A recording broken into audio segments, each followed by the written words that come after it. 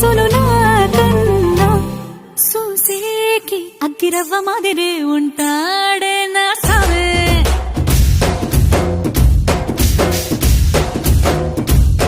మెత్తాని పత్తి పువ్వుల మరే సంటో